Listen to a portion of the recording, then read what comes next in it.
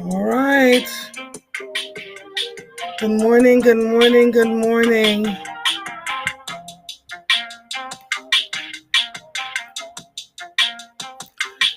Good morning. Welcome to Mornings with Marvel, where authenticity lives and thrives to create a space of growth, healing, and joy. I am your host, Andrea Lawful Sanders, and each day we will cover the topics that are informative and engaging while learning from each other. Good morning to each and every one of you. Today is Wednesday, June 10th, 2025. As you are all aware, there's a lot taking place all around the country and the world. And so good morning, Beatrice, Carlene, Shaquilla, to Bobby. Oh, I see you all here. Good morning to each and every one of you. I know we have Facebook and Instagram running at the same time, but this is how I'm starting the show today. Season 3, episode 1 of the A Lawful Truth podcast is officially out. It is a case of arrested development. Police Chief Carlos Kelly discusses his unexpected termination from a university police chief position after attempting to report misconduct. Reflecting on his extensive experience in the field, Chief Kelly shares his experience with accountability, the culture of fear within law enforcement, and the disparities in treatment. It is Tuesday. It's Wednesday. It's Tuesday. I'm sorry. It's Tuesday. Lord Jesus, it's Tuesday. I'm having one of those days. Chief Kelly shares his experiences with accountability, the culture of fear within law enforcement, and the disparities in treatment based on nepotism and race. Chief Kelly emphasizes the importance of speaking up against injustices and reflects on the impact of his termination on his career and future aspirations. Above all, he remains committed to restorative justice and community policing.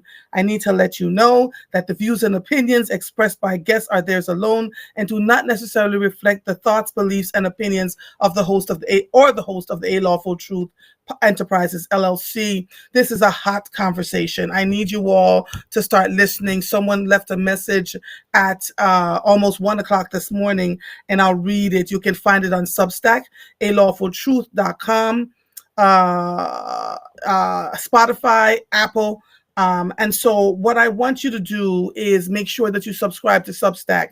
You can either pay for $8 a month or you can be a free subscriber. But when you subscribe, you not only get the podcast, you get all the other things that I post there too, right? It's my space now where I'm going every other day to talk about the things that matter. So you'll go over there and you'll see the things that are going on for advertising and business and booking inquiries.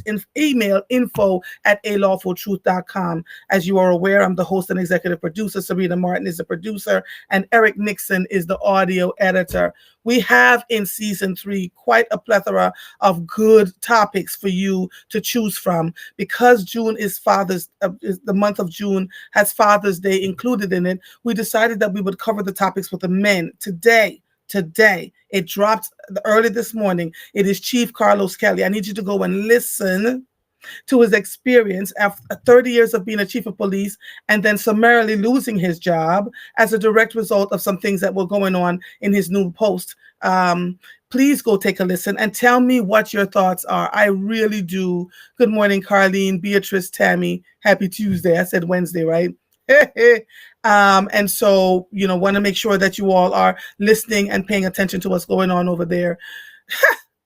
Happy birthday, Laura. Happy birthday, my darling. See you soon. I'm so excited. Today is Laura's birthday. Please wish her a happy birthday. And let her know how, give her all the good wishes for an upcoming year, because as you can tell, we don't know when we're going to make it. So grateful that you're here for another year. Shaquilla says, I listened to it. I was like, wow. Tammy says it was hot and timely. Absolutely. We as a team on the A Lawful Truth podcast decided that he was going to be the first episode after we heard what happened to him. And quite frankly, what Chief Carlos Kelly talks about is what a lot of police officers speak about in silence. And so today you get to hear in live and in living color the experience of someone who was a police chief and had 30 years experience. I need to continue to get the feedback from you. I want to read something that someone left early this morning. This person says, wow, Chief Kelly's termination underscores the professional and personal costs of advocating for transparency and accountability within law enforcement.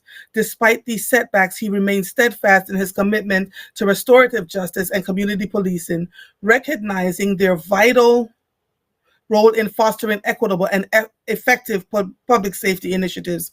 His experiences highlight the systemic challenges individuals face who speak out against institutional injustices, reinforcing the necessity of integrity and moral courage in effecting meaningful reform.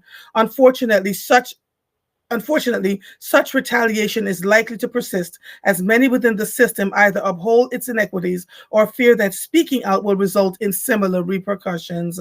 This culture of silence not only perpetuates misconduct, but discourages meaningful institutional change. Chief Kelly's unwavering stance in the face of adversity exemplifies true leadership and conviction, standing firm, or as many would say today, 10 toes down in pursuit of justice and accountability.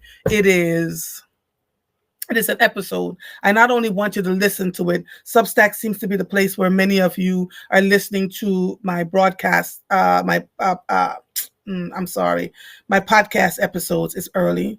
I have a thing in my neck that's killing me, so I can barely turn my neck at this point. So if I seem a little off, that's it. So Substack seems to be where many of you are going, but it's also on Spotify and Apple. So just look for A Lawful Truth and you will find it. I not only want you to listen to this episode, I'd like for you to share it, right? It's important that we share with people what's happening and the conversations that we're having. And every single episode for season 3 is like this. Every single episode is tackling a subject matter that may be sensitive to people, may be triggering, but people want to be able to now, they feel safe enough to have the conversations with us, right?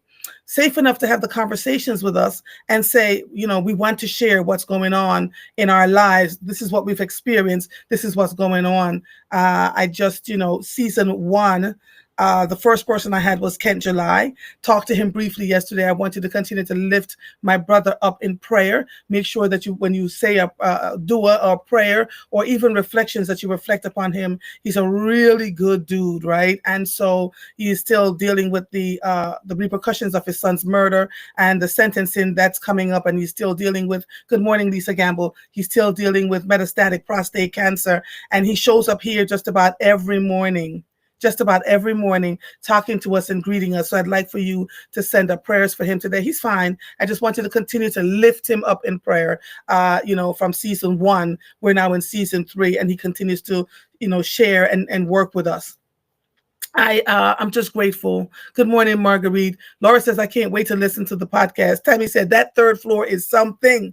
Tammy, did you listen to it? Did you listen to the episode, season 3, episode 1? A Case of Arrested Development with Chief Carlos Kelly. It was incredibly good. Incredibly good.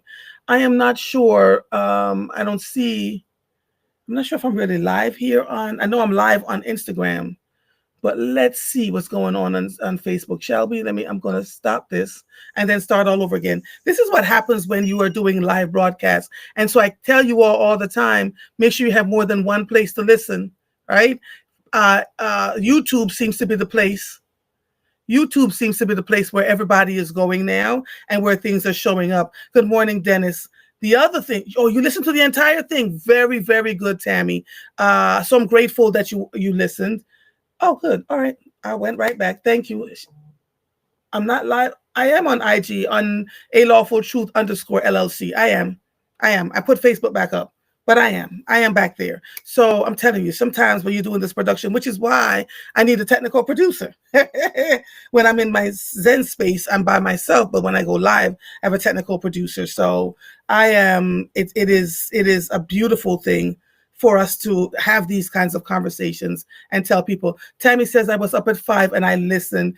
Dennis and Marguerite and Rosalind, everyone that's just joining us, please note that we have We have a new episode, season 3, episode 1, A Case of Arrested Development. Good morning, Pronounced Creative. Season 3, episode 1, a police chief that was fired from a university campus in Washington, D.C. I need you all to go and take a listen, because I'm telling you, it was something. It was absolutely something to hear. And so as a team, happy Tuesday, honey. As a team, we decided he would be the first one that we would produce on the podcast. Now listen to me.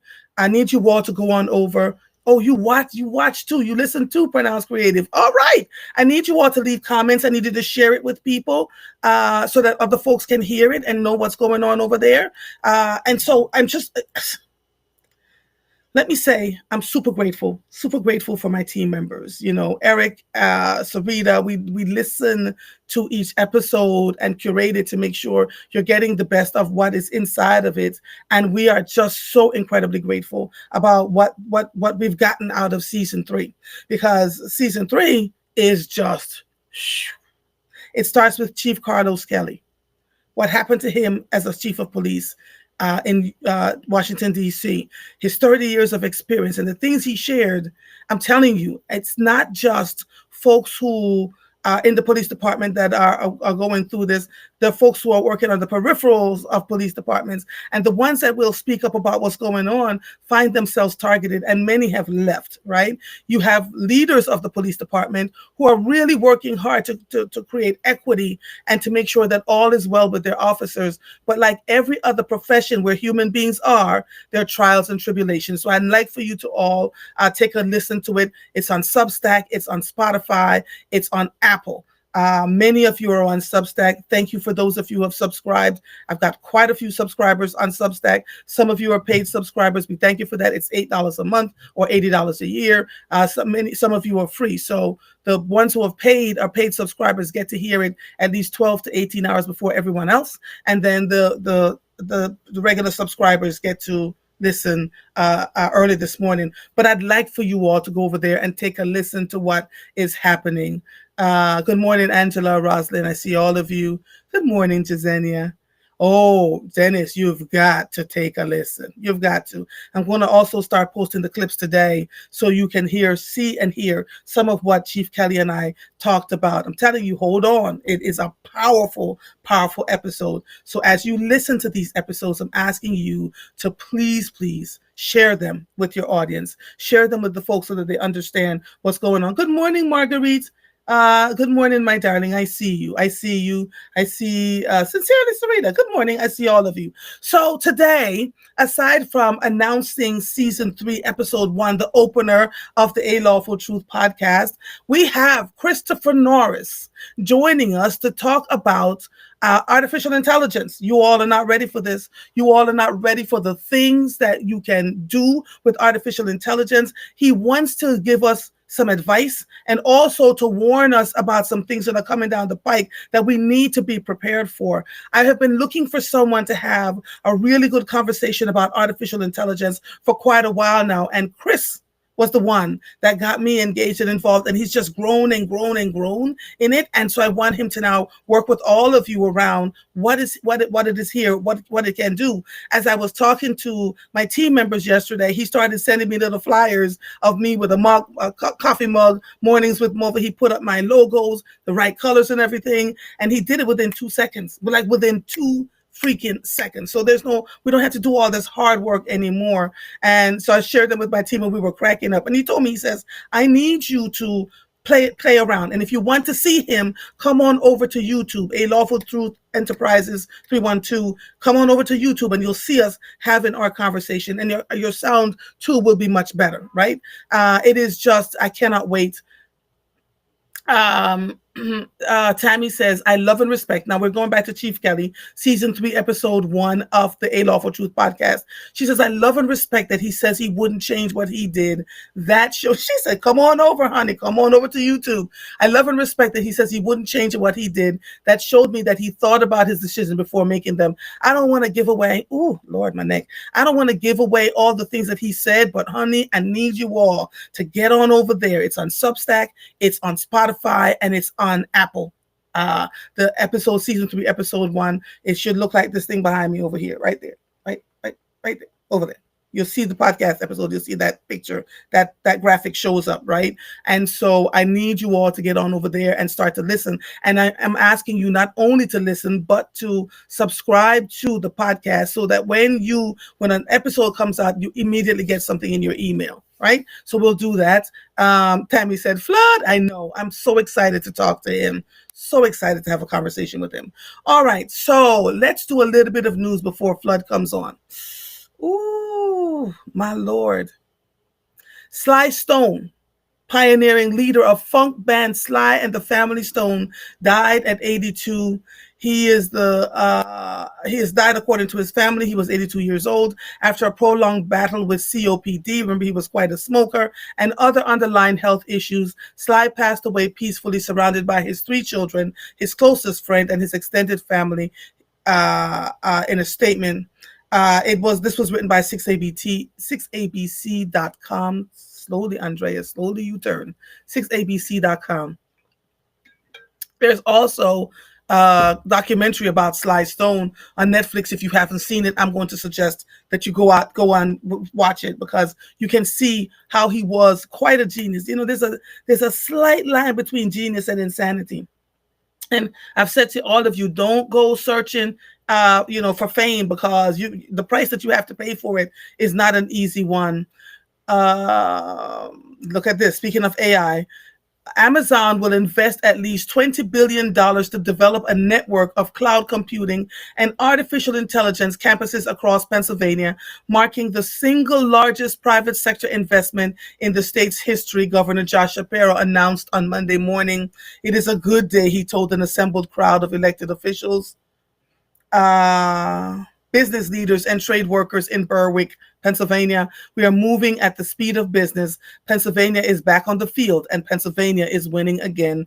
According to the governor's office, the project will create at least 1,250 permanent, high-paying jobs, in addition to thousands of construction roles. I can't wait for Chris to get on here. You just hold on.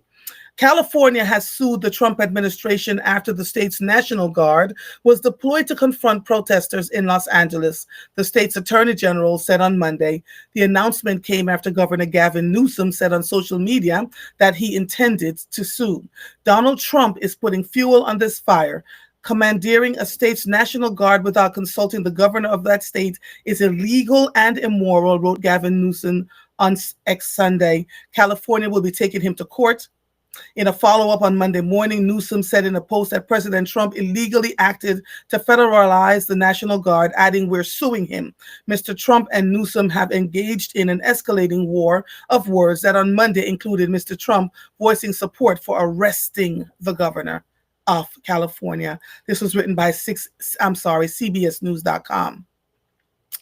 President Donald Trump's deployment of the National Guard to Los Angeles in response to immigration protests is the latest in a long history of U.S. elected officials sending troops in hopes of thwarting unrest connected to civil rights protests.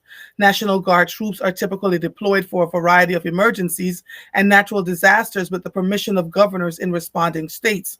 But Trump, a Republican, sent about 1,000 California National Guard troops to Los Angeles, despite the objections of California Governor Gavin Newsom and Los Angeles Mayor Karen Bass, both Democrats. Now, let me say this to you. It has since been reported that there were about 300 troops that showed up. There was really nothing going on in LA, that the people were protesting peacefully. And so what is happening to combat what the media is saying to folks, folks are recording what's actually going on there and putting it up there. That's the Achilles heel of the media, is that people use their cameras, post what they see and put it, record what they see and post it in real time on YouTube, X, etc. So we're not sure what's going to happen from there. We also do know that ICE, this was written by NBCPhiladelphia.com news. We also know that there have been ICE arrests in Norristown, and there has been a little bit of an uprising here in Philadelphia and the adjacent counties. So we watching to see what happens here. Police say that what appears to have started as a science project resulted in the FBI and New Jersey State Police discovering a bomb lab in the basement of one teenager's Moorestown home. Officials are not identifying the teenager, nor could they say if he was in custody as of late Monday afternoon. Authorities did say his parents are fully cooperating. Police say it does not appear the teen had any targets or made any threats. The discovery was made Saturday after a teenager called police when she was among a group of young people working on a science project. Interesting. 6abc.com. Maryland, New Jersey, and Delaware joined multi-state lawsuits against the Trump administration to prevent it from distributing devices that allow anti-automatic weapons to be converted into machine guns. The lawsuit stems from a May 16 settlement agreement between the Trump administration and Rare Breed Triggers, a company that manufactures devices known as forced reset triggers. The lawsuit also includes Colorado, Hawaii, Illinois, Maine, Massachusetts, Michigan, Minnesota, Nevada, Oregon, Rhode Island, Vermont, Washington, and Washington, D.C. This was written by CBSNews.com. An Australian journalist was struck by a rubber bullet while reporting live from a protest in downtown Los Angeles. Lauren Tomasi, a U.S. correspondent for 9 News, was hit in the leg by a police-fired rubber bullet during ongoing protests over mass arrests of alleged undocumented immigrants. The incident happened on Sunday after Tomasi wrapped up a live broadcast outside of the city's Metropolitan Detention Center, which is operated by the federal government. This was written by NBCPhiladelphia.com. Ooh. After stumbling out of the starting gate in big tech's pivotal race to capitalize on artificial intelligence, Apple tried to regain its footing Monday during an annual conference that focused mostly on incremental advances and cosmetic changes in its technology. The pre-summer rite, which attracted thousands of developers from nearly 60 countries to Apple's Silicon Valley headquarters, was more subdued than the feverish anticipation that surrounded the event during the previous 2 years. Apple highlighted plans for more AI tools designed to simplify people's lives and make its products even more intuitive, while also providing an early glimpse at the biggest redesign of its iPhone software in a decade. In doing so, Apple executives refrained from issuing bold promises of breakthrough that punctuated recent conferences.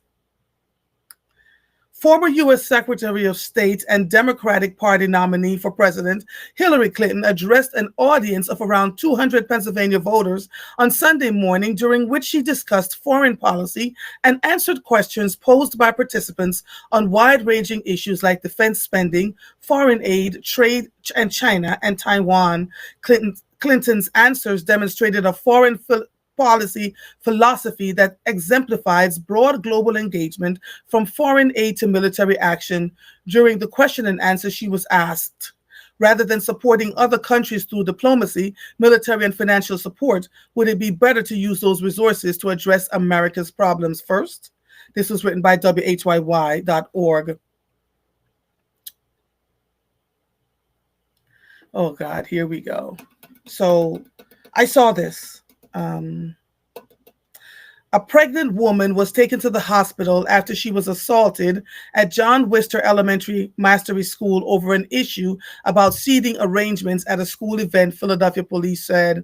Shortly before 10:30 a.m., police responded to the elementary school in East Germantown for a disturbance at Wakefield and Bringhurst Streets. The police said a woman hit a 31-year-old pregnant woman several times in the head and slammed her against the wall over a dispute about seating arrangements. According to the school's social media page, both a kindergarten and a fifth garden graduation were held on Monday morning. The 31-year-old woman was brought to the hospital for her injuries, according to police.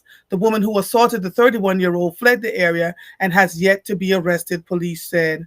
The interesting thing about all of this, I believe, is that what's happening here is that as parents, this is Philadelphia. Before I went to bed yesterday, one of the comments I made is that tempers seem to be flaring rather high in this city. People are screaming at each other. They're like maniacs in the car. If someone stops in front of them and the light is red and they wanted to go through the red light, they're behind you screaming and waving their hands and behaving in an unseemly manner. And this has been going on for months. I'm not quite sure what's going on in the city, but we've got to figure out a better way, because this is not it. This cannot be it. Okay, we need to be different, and children are watching us as we're doing these things. So it's we're in an interesting time, truly. What? Police are searching for a man who they say robbed a Philadelphia business and tied a woman up while impersonating a law enforcement officer. How do we even know who law enforcement officers are now these days, right? It's so interesting what's going on out here. The incident occurred on Sunday, June 8th, around 2:10 p.m. Police said a man pretending to be a law enforcement officer entered a business on the 6400 block of Harbison Avenue and zip-tied a 50-year-old woman inside. The man then stole around $1,000 before fleeing the scene in a white Ford E250, according to investigators. The vehicle was last seen traveling northbound on Harbison Avenue towards Roosevelt Boulevard. The suspect is described as a man wearing gloves, a black baseball cap with a U.S. flag on the front, black sunglasses, a black long sleeve shirt, black tactical vest with the word security enforcement agent on it, and dark green cargo pants.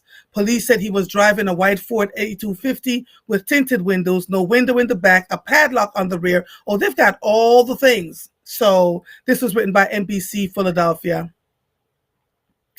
The White House is looking for a new chief of staff and several senior advisors to support Defense Secretary Pete Hegseth after a series of missteps that have shaken confidence in his leadership, but it has so far found no suitable takers, according to 4 current and former administration officials and a Republican congressional aide.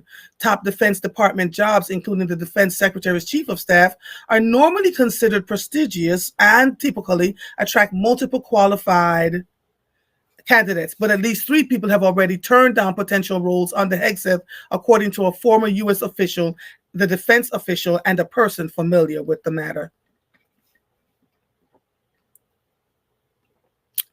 The last one I'm going to read before I take Chris. Oh, Lord, Lord, Lord, Lord, Lord, Lord, Lord, Lord.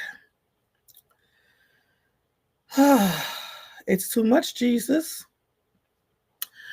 TikTok star KB LaMay was detained by ICE agency in Las Vegas airport on Friday, June 6th. LaMay, who boasts over 160 million followers on TikTok, was detained at Harry Reid Airport in Las Vegas for immigration violations after he allegedly overstayed the terms of his visa. An Immigration and Customs Enforcement spokesperson said, per Newsweek, ICE said LaMay, an Italian citizen, arrived in the U.S. on April 30th and voluntarily left on Friday following his detainment. He was granted voluntary departure June 6th and has since departed the U.S., the spokesperson said. The TikTok star was reportedly born in Senegal and moved at a young age to Italy, where he officially became a citizen in 2022. Guess he will not be coming back here anytime soon because, folks are having just all kinds of stuff going on as they enter in and they go in and out of the country. A man was shot and killed in the Crescentville neighborhood of Philadelphia on Monday afternoon. Police said the incident occurred around 3:35 p.m. at the 7500 block of Jericho Road. According to the police, the unidentified man was taken to the hospital where he was pronounced dead at 3:55 p.m. The victim suffered gunshot wounds to the body, police said. No arrests have been made stemming from the incident. And then there's Sean Diddy Combs, I can't. I can't. I'm just not open to dealing with anything having to deal with him. Tammy says, I'm currently learning more in the area of AI and I'm excited. I was intimidated at first, but the ease of tasks that were daunting because of my brain injury are now becoming seamless. Alexandra says, Netflix or Hulu, mother? Netflix. The show about the documentary about, you know what? I don't know. I think it's Netflix, Alexandra, but check Hulu because I don't know. Marla says, Happy Tuesday, truthers of YouTube. Yes, Marvel is even front. You are so crazy. I can't with you. Too much going on. While we're waiting for Chris to come on, we'll talk a little bit more. Good morning, Nakia. Alexandra says, I think the deployment wasn't Trump's idea. It was the wretched Holcomb and Stephen Miller. They interviewed a gentleman who was stuck in traffic when ICE created a traffic jam while doing a raid. We don't, I don't know. Joanne says, I see she really wanted a seat at the graduation.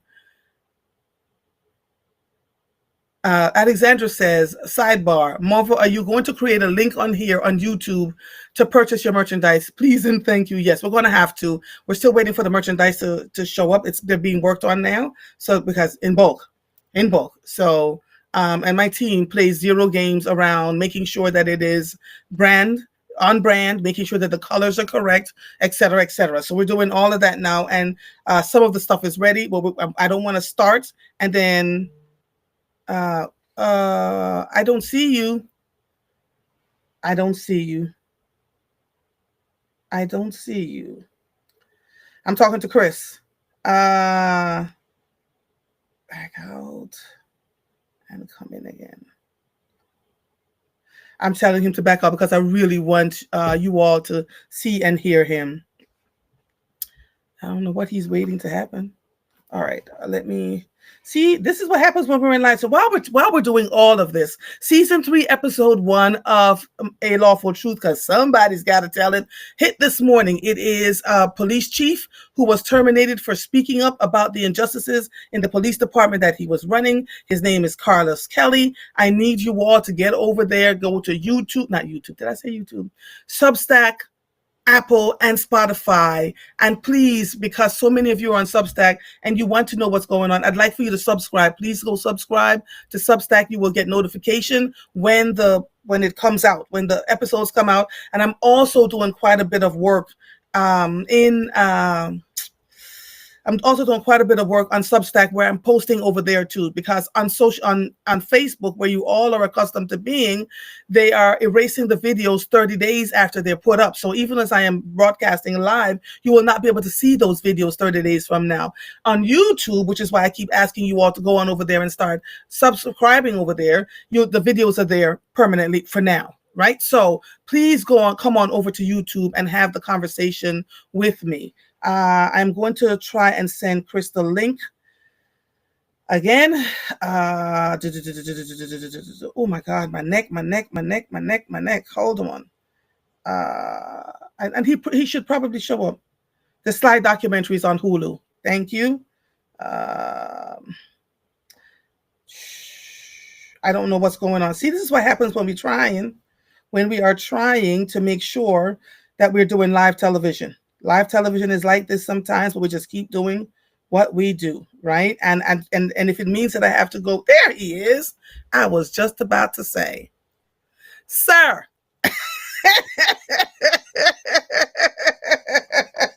Why are you shaking your head? Because this was difficult. Mr. AI himself, this was difficult. I was sitting here just thinking of the irony of me not being able to figure this out. Coming over here to talk about AI. Well, listen, the people seem to know you and are excited to have the conversation with you. Let me introduce you. Christopher Flood the Drummer Norris is a strategic advisor to the CEO of StoryCorps and oversees One Small Step, the organization's flagship brigade. You know what, Christopher? Let me start again because you just got me all nervous over here. Christopher Flood the Drummer Norris is a strategic advisor to the CEO of StoryCorps and oversees One Small Step, the organization's flagship bridging initiative that pairs strangers across the political divide for 50-minute conversations. These conversations are turned into content that are distributed across platforms. Previously, Chris served as the managing editor for community and engagement at WHYY, where he built out a portfolio of innovative community outreach programs, including the News and Information Community Exchange. I'm going to stop talking because I need the people to have a conversation with you. Good morning, sir. How are you? I'm good. Good morning. It's been a while since I've been up. Yeah, clearly. Y'all don't like to get up early in the morning, but you'll do it for mobile. Now, Chris, let me say this to you. Before we get into the conversation about AI, let's talk about One Small Step that you're doing over at StoryCorps. I have been interviewed twice, once with Denise about our travels across the country, and once with Sean Moran, and it's now sitting in the Library of Congress. Is that where it's sitting? Yep. And those conversations were so easy to do because they allow you to just talk, right? What is happening? Mm-hmm. How many conversations have you recorded now since you started that One Small Step initiative? So just to clarify, now I am over One Small Step, which pairs strangers across the political divide for conversations, and Brightness and Black, which is, I think, the conversations. Yes. Brightness and Black are the conversations you did, which is our newest initiative. That's all about how we counter harmful narratives about the Black experience with stories of joy, pride, resilience, excellence. And so we are continuing to collect stories in Philadelphia. We're actually going to be at the Black Star Film Festival coming up next month, collecting stories there. We have some story collections happening in Atlanta. And next year, we're going to be announcing 2 new cities that we're going to be working in and continuing while we're in Philadelphia. Mm-hmm. We just partnered with Philly Cam, so we're about to launch some new programming. Stay tuned for that. Mm-hmm. And we're excited. And I think it's interesting because you think about the moment that we're in and how important it is to both foster conversations across differences, particularly political differences, and also how often it is to elevate real, true, authentic stories about the Black experience. And so both of these initiatives are incredibly relevant, such a timely thing. And you're right, every story that we do is archived in the Library of Congress for posterity. So in 30, 40 years, your grandchildren will be able to listen to a conversation about your friendship and be able to hear your voice. And I think that's important. Yeah, and it continues, right? These conversations are still happening, or did you stop them? No, we're still going. Yeah. So for those of you who are Just this week we are onboarding our content fellows, so young people in Philadelphia who have experience creating content and facilitating conversations, 2 college students and 2 creators. They're getting trained, and next week they're going to hit the ground running. So keep an eye out for these young people in Philadelphia. And if you're interested in learning more, visit brightnessandblack.org. Yes, because I want more people to tell their stories, especially with what's going on in the country. We need to archive these things because 30, 40 years from now, they'll be like, oh, Black people used to have a good time. People telling their stories. Oh, fathers and grandfathers and mothers and sisters and daughters, they're all working together. What happened? What country are we living in now? I'm just kidding.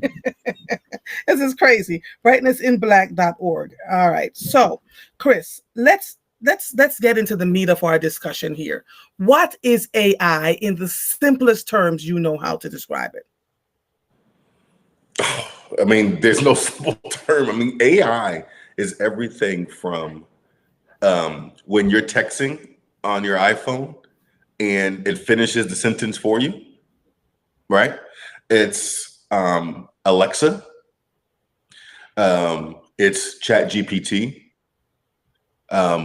But it's also these deep fake videos that you watch where you can't decipher whether or not it's a real person talking to you or it's something someone made up. When you see videos of Elon and Trump boxing and it looks so real, that's AI. I mean, AI is a spectrum. And I think so many people have become afraid of AI or hesitant of AI because of the far end of the spectrum of what it can do, of how it can replicate a voice, how it can become an avatar. For example, there are these platforms where you can create an avatar to do trainings, and it doesn't have to be a real person. So you can upload a script and a training curriculum and build out learning modules, and you never have to do it yourself, right? You create a repeatable, scalable content library without you ever having to do it. But it's also as simple as these things answering questions. The interesting thing is one of the guys who creates AI, I think at OpenAI, said just a couple of weeks ago, he actually doesn't even know how this works in the sense of how is it able to process information this fast, generate a response. So it's still kind of a mystery. I mean, I use it every day, probably 30 times a day. And I'm amazed at how fast it works and how it can take and reason there was an article actually yesterday that said maybe the ChatGPT's reasoning model isn't as good as it says, but if you wanted to use a deep research on something like a ChatGPT, it will take you through its logic pattern. It will tell you how it's thinking, what it's researching, what it's looking for, but it's doing it at a speed in which no human being would ever be able to do it. Right. Just this morning in the New York Times, Meta, which owns Facebook and Instagram, announced that they're unveiling a new artificial and research lab dedicated to what's called the super intelligence. So this is kind of like a hypothetical AI system that can exceed the powers of the human brain. Now, most people are just trying to look at your face. Why'd you make that face? Because Chris, you and I have been having this conversation for a little over a year, right? You remember when you first told me about AI and you told me to try it. Now, I had spent decades writing reports. It would take me 2 to 3 hours to put a really comprehensive report together, depending on what I was doing. I took all the information. Don't laugh, Chris. I took all the information for a report that I had to write. All the things that I've put it in my phone, put it in AI, and it popped out a report, a comprehensive report in 15 seconds. Did you hear what I said to you? 15 seconds. I called you and I said, "What sorcery is this?" Right. And one of my daughters came to visit. She was getting ready to, she was working on a project for work and working on her dissertation. And the project for work was taking her a long, long time. And I said to her, open this up AI. And I showed her how to do it, showed her how to sign up. She put the thing in and she looked at me and she said, "Are you telling me I have been doing this on my own for all this time?" The issue that the thing that I say to people is, if you put trash in, well, not now, because now if you put trash in, it'll still give you what you need. But you can tell if you are a thoughtful writer by what it gives you back, right? Does that make sense? It is. And the tip that I give people when working with generative AI, which are these chatbots, right, that's generating text and audio for you, is to talk to it like this might be hard for people to take in, human being. Talk to it like your intern. Talk to it like your assistant. And when you are giving a prompt, there's a difference between saying, "Hey, uploading a report," and then saying, "Hey, edit this for me," versus uploading your data and saying, "Hey, I am blah, blah, blah, blah, blah, blah, blah. And in 2 days, I have to present to this constituency, and I'm looking to communicate X. Your task is to act as a world-class editor and bring this report to life through dynamic storytelling, deep narrative, solve for tone." I mean, really nuanced, deep super prompting, and then iterate on that. And most people are not there. They're just like, "We're just going to stick it in there." So talk to me. Give me one example of AI that you use consistently and how you navigate through it. And then I'd like you to tell me, are people still afraid of using AI and why? So, I use multiple chatbots a day. I use Claude, ChatGPT, Grok, and sometimes Gemini. And then I use Google Notebook for internal documents. And sometimes I cross platform prompting. So I may use Grok or Claude or Chat for deep research and pulling out information, iterating on it. I then may take all of that into Claude and refine it, because Claude's a much better writer than ChatGPT. It's a creative writer. It's more expressionist. And then I may get my final output from Claude. And then I might want to build an internal document database. So I might take that document or those set of documents that I created and put it into Google Notebook and create a podcast around it. Chris, stop. You sound like wah, wah, wah, wah, wah, wah, wah, wah, wah, wah, wah, wah, even to my brain. What got you interested in AI? How did you discover it? It's a good question. I mean, I've always been interested in emerging media, emerging platforms, emerging technology, even though I couldn't figure out your studio this morning. It was actually over dinner with Love Now Media's Josh Duncan, who asked me if I had heard of ChatGPT. And at that time, I had been reading a lot about ChatGPT and was like, "Oh, this is kind of fascinating." But no, I hadn't really used it. And she showed it to me, and like that, I immediately saw the possibilities. I understood what was happening in the world then. I understood, oh, this is not a toy. This is not about something that can just help me cook dinner with the remaining ingredients I have in my refrigerator, or something that can write me a song or a sonnet. This is going to change how we work today, tomorrow, and for the rest of our lives. This was the beginning of an industrial revolution, of which most people refuse to acknowledge that we're in.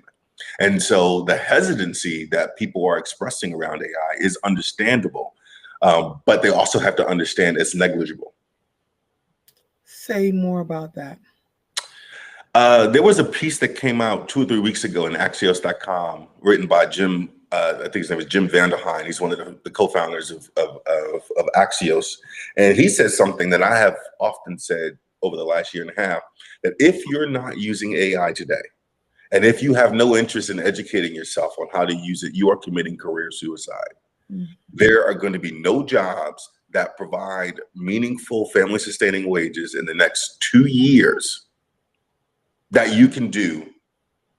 If it's not blue collar work, if you're not talking about being like a carpenter or a plumber, but if you're trying to do anything in professional services, creative services, white collar work, strategy work, and you're not using it, content production.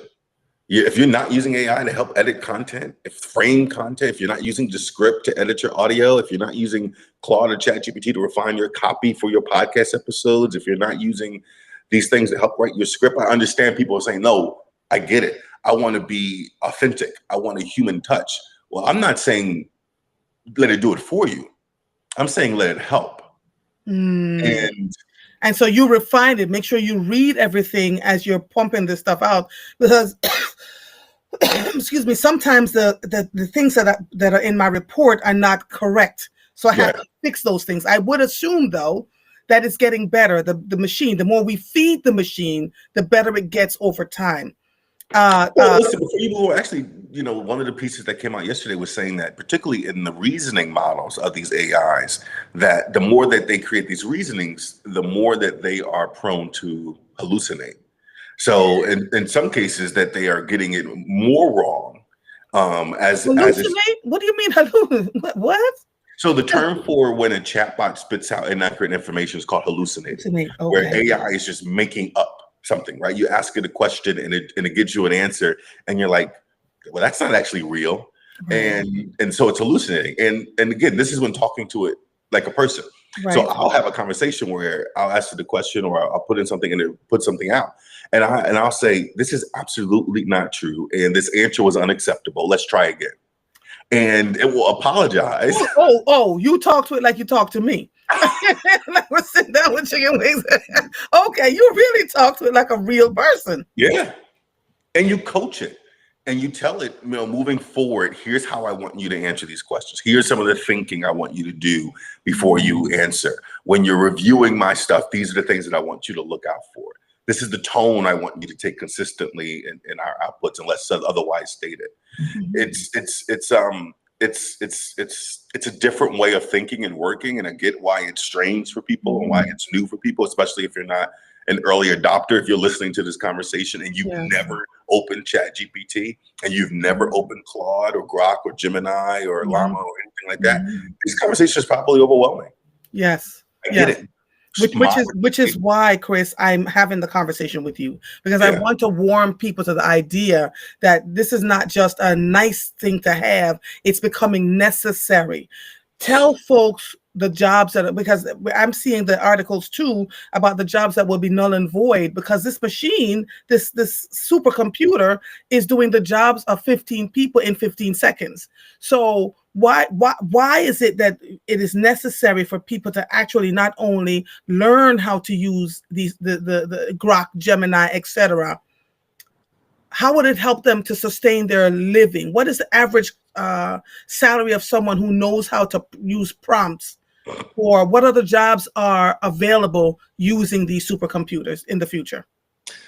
Well, it's a great question. I mean, First of all, are jobs being lost to AI today? Yes. Will jobs be lost to AI in the future? Absolutely. That doesn't mean that new jobs won't be created, right? So that's also something to consider.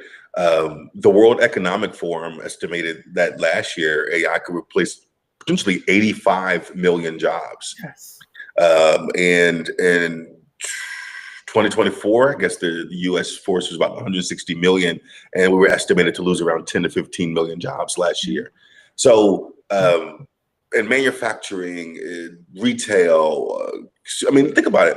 If your job was, if you were a $72,000 a year copywriter, and your job was to write search engine optimized copy, which means in layman's terms, articles or blogs that had keywords that made that blog discoverable for search. And your job was to pump out a dozen articles a week for different clients. That job is done. That field is done. There's no reason I need to hire you to do that job and pay you $72,000 a year plus benefits and get 12 articles a week when I can pay $20 a month to a ChatGPT subscription and get 12 articles in an hour. So these are real things that are happening in the industry. Super prompting, which is what I do, right? So most people might write a prompt that's 2 sentences, right? My average prompt is 700 words, and it's deep and it's nuanced and it's conceptual. And there are now super prompting jobs starting at the low to mid 6 figures. You can get a $250,000 job prompting AI to get the best content outputs. And these are jobs that our community needs to know are possible.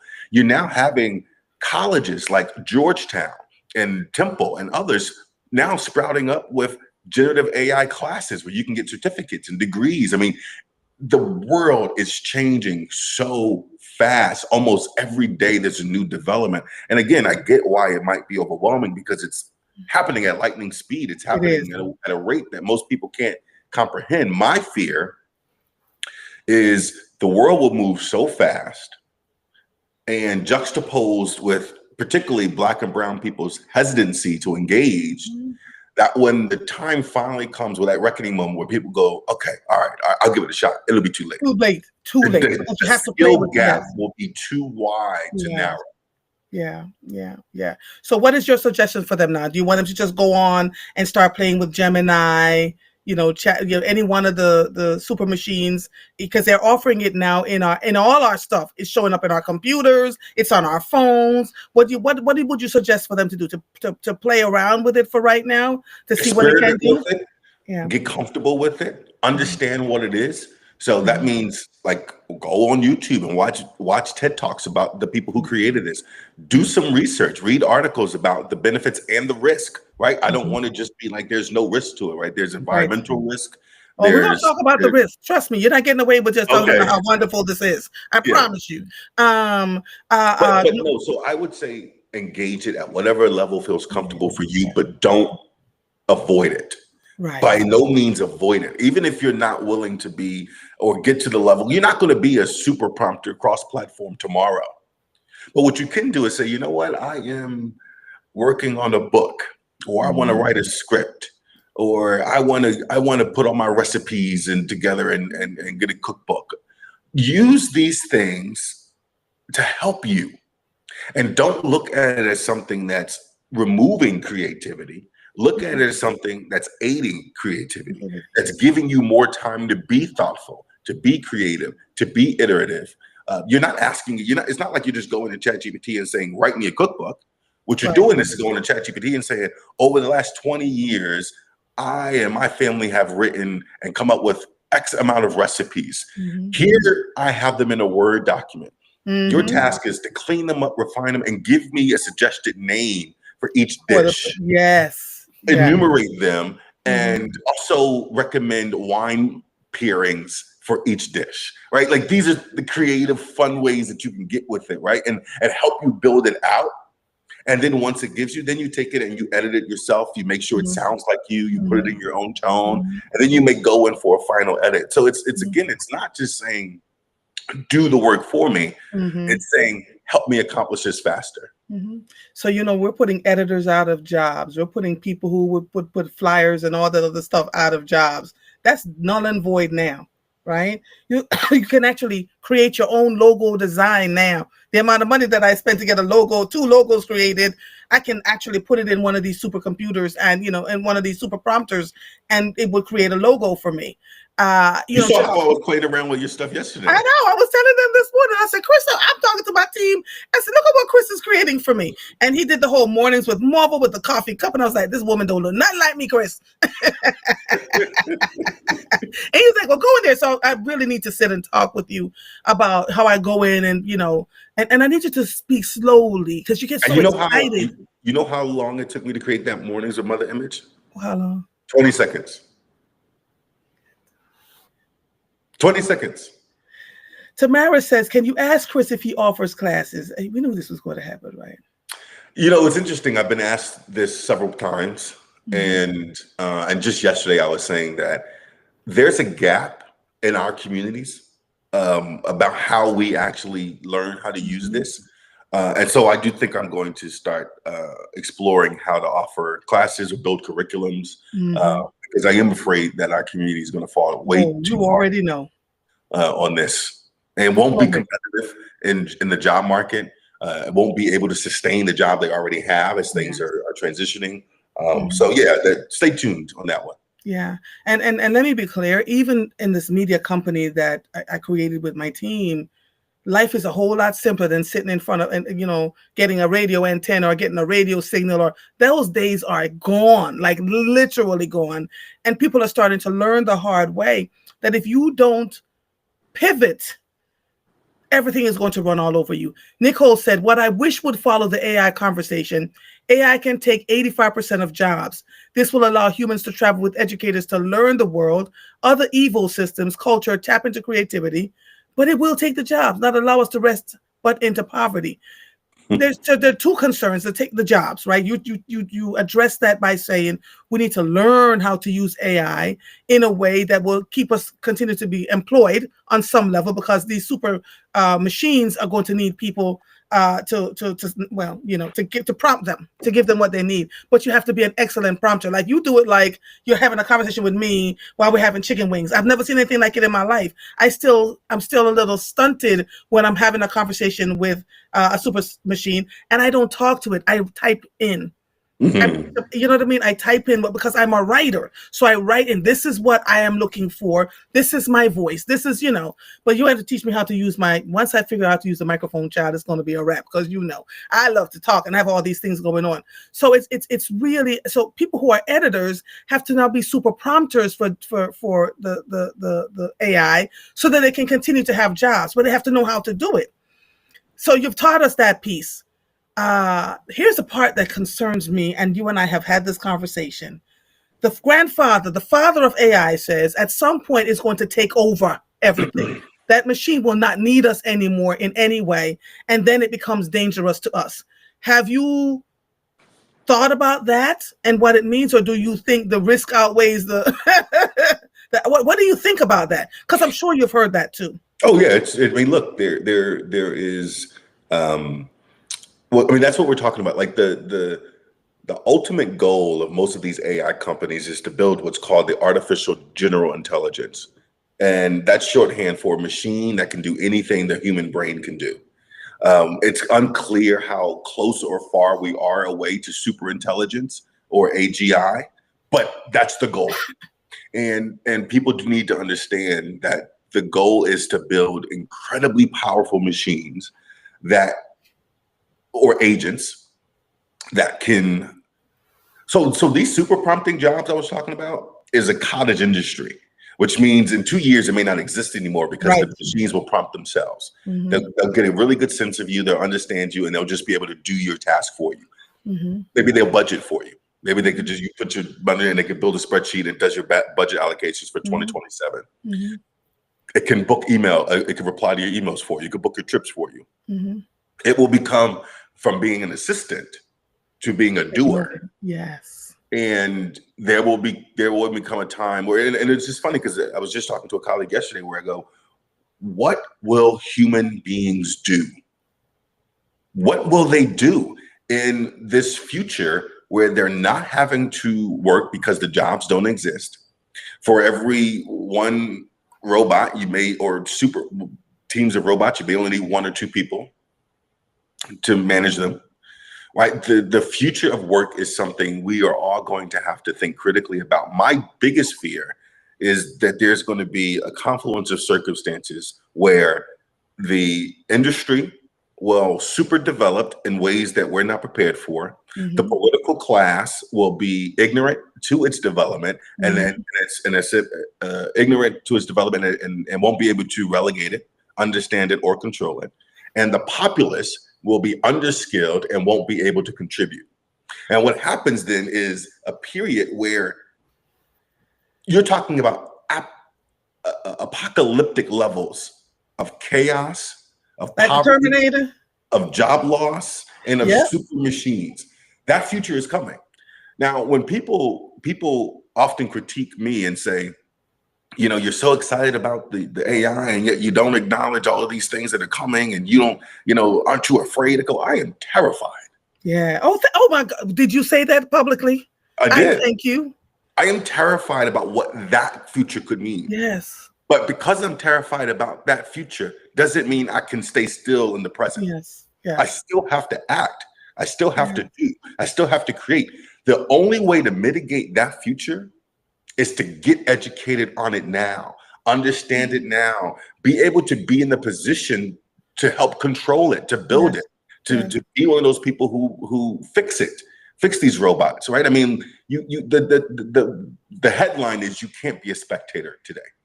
Yes. You just cannot be a spectator, no matter how uncomfortable you are, no matter what the risks are, because there's nothing we can do to slow this down. Yes. So we can either be a bystander or a participant. It really is a binary choice. Right. But there were people in the industry saying that the time to put the pieces in place to stop it from becoming a supercomputer has now passed. So in the next 2 years, they're saying in the next 2 years, we're going to be in a place where this thing is going to start taking over. And to your point, I mean, you're ready as far as we know, but I'm not even sure even you're as ready as it's going to be necessary moving forward. Which is why I read everything I can get my hands on related to AI. If there's something in the New York Times, I'm reading it. If it's something in the Wall Street Journal, I'm reading it. If McKinsey and Company put something out, I'm reading it. If Harvard Business Review is talking about it, I'm reading it. And I'm going and I'm trying to put all of it together so that I can paint a picture for myself and understand the trends that are happening, where it's likely to go, right? And this is where you have to kind of be a futurist, where you have to be able to say, here's what's happening today. Here are the trends that are likely going to happen in the next 5 to 10 years. Here's what media production, consumption, audience development, marketing is probably going to look like in the next 5 years. Okay, I have a perspective. Here are the skills I need to gain in order to get that. And then I have to constantly continue to educate myself on where things are going. The OpenAI just did a $6 billion deal with the former Apple executive, Johnny, I think his last name is Ives. I always pronounce his last name wrong, but he was the guy who helped create a lot of the hardware for Apple. They did a $6 billion deal with him. You know why? Because ChatGPT believes that in 2 to 5 years, they can get you to move away from the iPhone. And they think that they do. Yes. And they think that the future of AI will be a wearable tech, like a lapel, something you wear on your shirt, like a pin, that ChatGPT you can talk to all day long, but can also hear you talking, learn about you, and you can go about your day and go, hey, Chat, remind me what I said in that email to Andrea about blah, blah, blah, blah, and it'll talk to you. And then it can get to a point where you're giving a speech, and rather than memorizing the speech, you just ask AI, hey, tell me the speech. I'm getting ready to go live. Repeat it to me. And then you're giving it out, right? I mean, so there's going to be a world. I mean, I was at the I spent a day 2.5 weeks ago, almost 3 weeks ago at the New York Times. Spent the whole day there getting to talk with their executives. And Sam Dolnick, who created the Daily Podcast, talked about how, you know, when he first got there, he was tasked with figuring out mobile. So they just knew something was happening with these phones, that the future of media consumption and production would be on the smartphone, and figure out what that means for the New York Times. But now we're at a place where people are going to have to figure out what is the future of media off platform when it's not the phone, right? That is a wide open space. Yes. And part of that is exciting. Yeah. Part of it is going, what is the future of media? What is the future of creation? What will art look like in 5 to 10 years? What will people do when you can create world-class art in 10 seconds? Yes. What will you do when you can create art that's that's indistinguishable from a human being? When you look at the type of art that ChatGPT was creating from its DALL-E program a year and a half ago versus what it can do now, it is mind-blowing how good these images are. You could build comic strips. You could take real people and turn them into cartoons that look like them. You've seen the trend online where everybody's turning themselves into an action figure inside a package. Like that's AI, right? So people are using AI to play around with it, but they're not doing anything like serious. And we're just in that point where you still can be an early adopter. Yeah. But you can't wait too much longer. Right. Here's my thought, though. In this election cycle, the last several election cycles, AI is being used, and it looks real. Dear God, the deep fake videos. It looks like somebody's reporting the news, that they're reporting the riots, and there's no such a thing. Nothing like that is happening. Los Angeles is one of those incidents where they talked about they were burning police cars, et cetera, and people who were live on the ground was like, that is not true. But it looks so real. Like there was a reporter out there, hundreds of thousands of people. How do we identify deep fake in this moment in time? Because so many people are following this, right? It feels like they're indoctrinated on some level in the deep fake stuff. They don't know the difference. They're spreading it all over the place. And even against our better judgment, some of us are still looking, going, is this real? Is that not real? And if I can't discern, I'm not sharing it, right? You just said it. That's exactly the advice I was going to give. First of all, most of this AI stuff still has a little bit of a tell. Yes. Look at the eyes. There's still a little bit of a computer generation in the eyes. You can tell. If you look deep enough at some of these pictures, you can tell it's got some AGI going. There's some generative AI going in there. But more broadly speaking, it is very hard to tell with some of these videos. Yes, very hard. And I don't have an answer for how you figure it out, because even for me, I look at it and I go, I've been tricked a few times where I'm like, oh, that wasn't real. Yes. Right? You just don't share it. You just don't share it. If you have doubt, just don't share it. That's the real immediate risk I feel with AI is the risk of misinformation. Yes. How easy you can lie and deceive. How you can use someone else's voice to make a phone call and pretend that you're somebody and scam them out of their money. Like you could use someone's voice and clone it.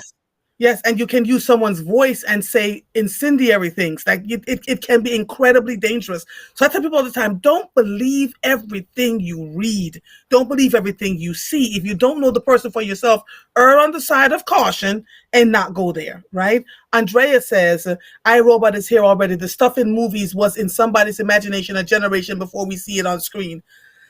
It takes us that long for our brains to accept, right? Like, Andrea was the one that was telling me about the in the sky, the computers up there that sees everything. Like they know our addresses. They can tell everything that we say and do.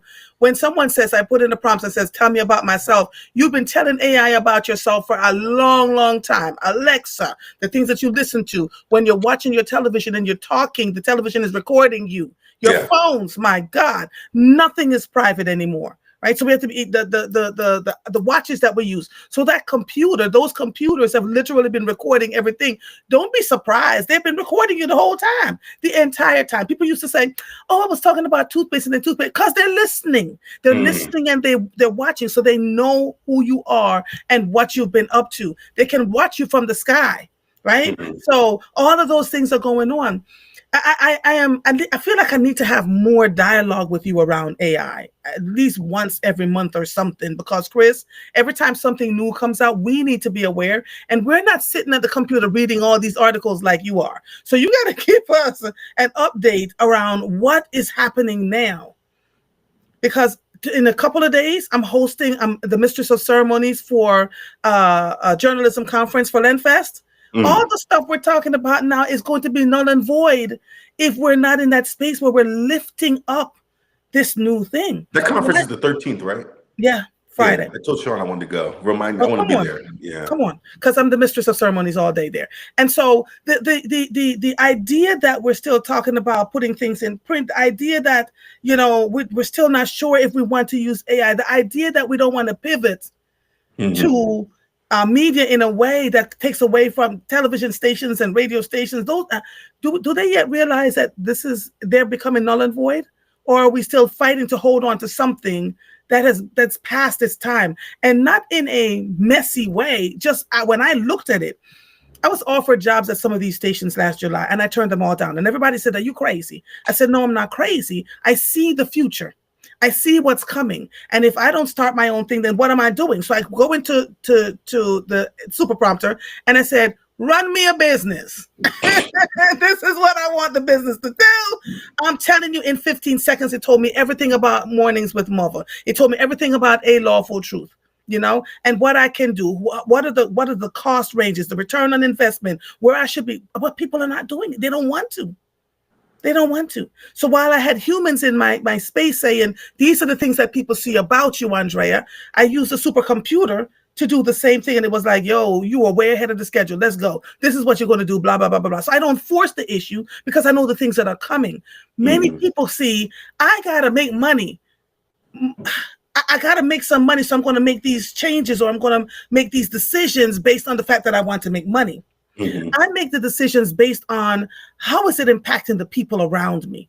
What are the stories that are important to those who truly want to hear them versus I'm just going to pick up some high profile person. People don't want to hear that ish anymore. They want us to really delve into their lives. It's true though, Chris. Stop me when I'm lying. Right? This morning on season 3, episode 1, it was about a police chief who called out police misconduct and was fired. I'm talking about the things that people want to talk about. I had a doctor on last week on Mornings with Mother that was talking about, same-sex versus heterosexual versus vaginal dryness versus erectile dysfunction. The amount of hits that thing got, not because it was sensational, it because people truly wanted to talk about these things and nobody is discussing them. Not on in the level and in depth that it needs to be. So yeah. Erica said, this conversation is so necessary. Thank you. The privacy issues, we've lost our privacy so long ago.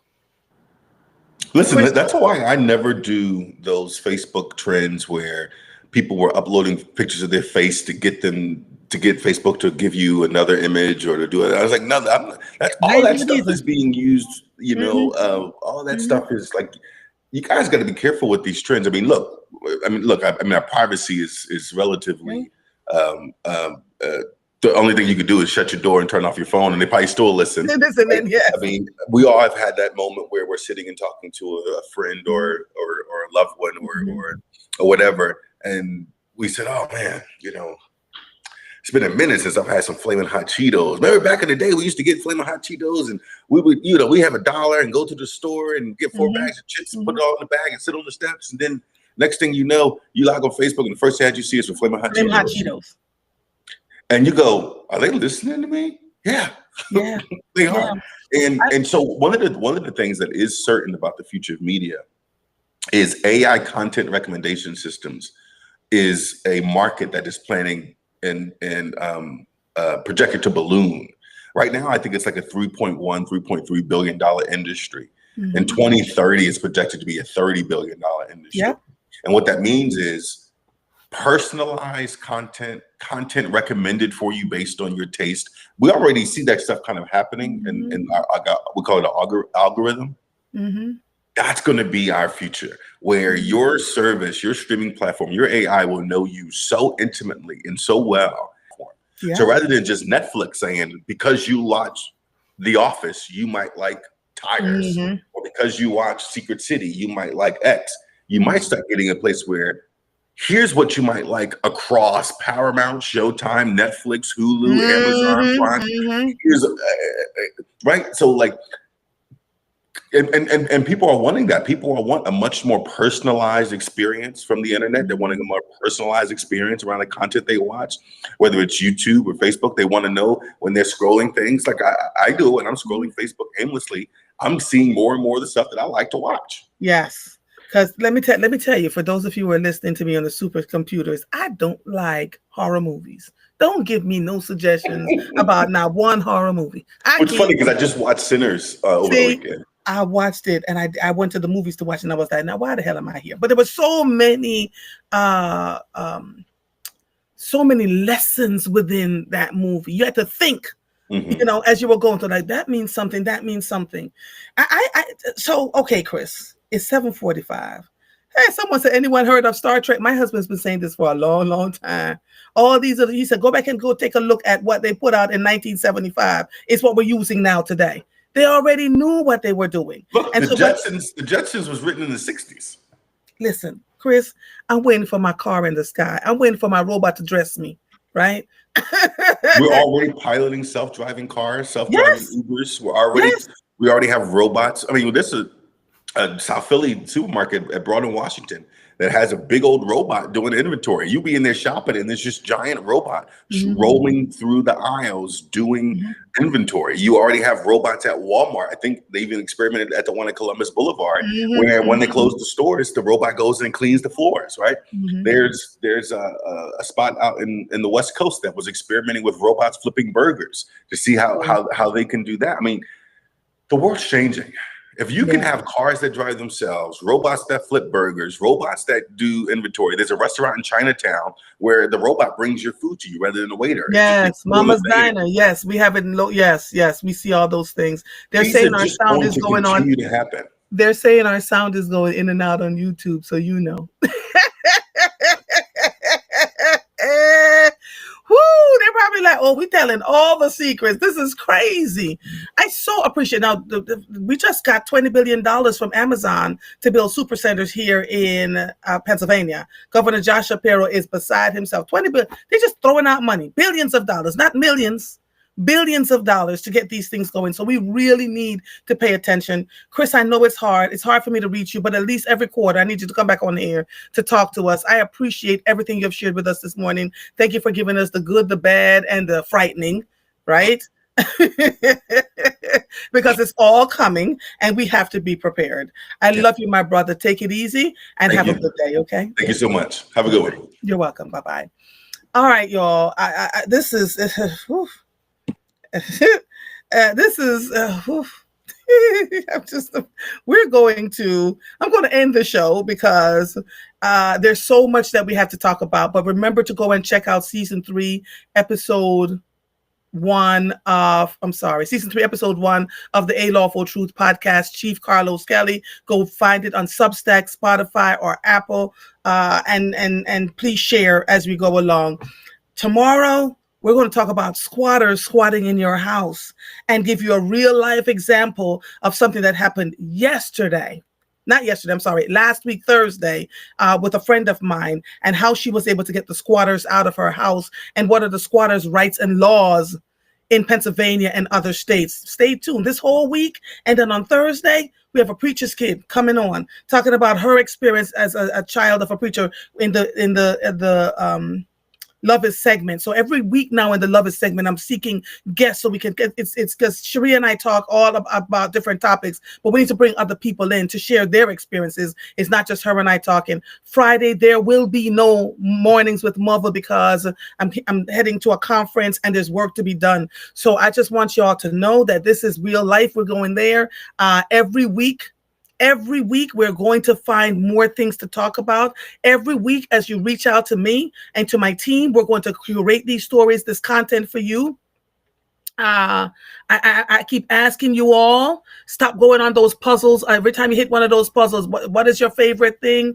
Loading up those contents, the things that you put up. Stop putting up your children's names and where they live and your grandchildren and what school they go to. I have been bleeding this like a goat for years now. And I'm hoping now, after you've heard Chris, what the computer is giving back to you is what you've been pushing up in content, the things that you're saying while you're just walking around every single day. You heard him talk about the fact that we will no longer be using phones. They're trying to get rid of the iPhones. It's going to be things attached to you. You'll be talking to that computer all day, every day. We need to learn. Ignorance is no longer bliss. It has never been, but especially now in this time. This episode of Mornings with Mother is officially over. I am Andrea Lawful Sanders. I'll see you when I see you. Bye, everybody. Bye-bye. Bye-bye. Bye.